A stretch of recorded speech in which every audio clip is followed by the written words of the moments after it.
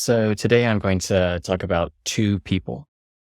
In ancient times, the greatest honors, highest status went to conquerors. Kings, generals, heroes realized their power and, to a large extent, perceived virtue through war and politics. Today, there's a much larger range of roles that we praise that are high status, whether it's athletes, entrepreneurs, artists, a small subset of politicians, of course. But like the ancients, we focus on status that is gained in a legible, sort of obvious, concrete way. So for the entrepreneur, that's a successful business. For the artist, it's popular, or at least perceived as high quality works of art, and so on.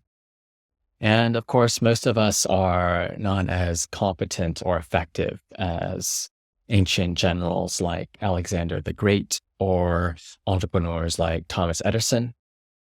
We are not the so-called great men of history. Instead of visibly impacting history, we are invisible.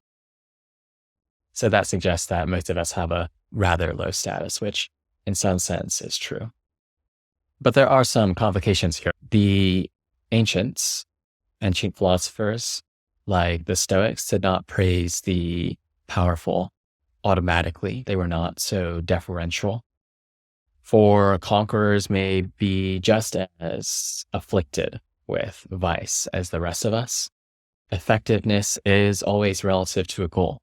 If one is effectively pursuing a stupid goal, then one is simply being stupid. There's nothing else to add to that. So the two people I want to talk about then are Alexander the Great and Diogenes the cynic. The Stoics saw Diogenes as one of their role models, which is somewhat surprising since Diogenes essentially lived as a vagrant. He had no visible accomplishments, but instead lived a life of poverty, a very aesthetic life. So one day, Alexander the Great, who had heard of Diogenes, went to go meet him. The description of this affair from Plutarch is really quite good. Thereupon, many statesmen and philosophers came to Alexander with their congratulations, and he expected that Diogenes of Sinope, also who was tarrying in Corinth, would do likewise. But since that philosopher took not the slightest notice of Alexander and continued to enjoy his leisure in the suburb of Cranion, probably somewhere near Corinth, Alexander went in person to see him, and he found him lying in the sun. Diogenes raised himself up a little when he saw so many people coming towards him, and fixed his eyes upon Alexander. And when that monarch addressed him with greetings and asked if he wanted anything, "Yes," said Diogenes, "stand a little out of my sun." So here we have two people, the successful conqueror and the destitute philosopher. But it's always important to remember what Stoics hold as valuable. Mere description of a successful conqueror and a destitute philosopher is not that much evidence of success in a way that matters. Here's the ancient philosopher and student of Stoicism, Arian, the person who famously took notes of Epictetus's lectures. He said the following about the conqueror Alexander. "It is evident that Alexander was not entirely destitute of better feelings, but he was the slave of his insatiable ambition." The Stoics then saw Diogenes as ultimately free, and Alexander the Great and his court as playthings of desires that were not truly their own. Instead of glorifying conquerors per se, the Stoics and many other ancient philosophers glorified the virtuous. That includes men like Socrates or Diogenes, Cato the Younger, or women like Portia. The Stoics valued people who were free from uncontrollable passions. The Roman Stoic, Seneca, wrote, "Do you ask me whom I have conquered?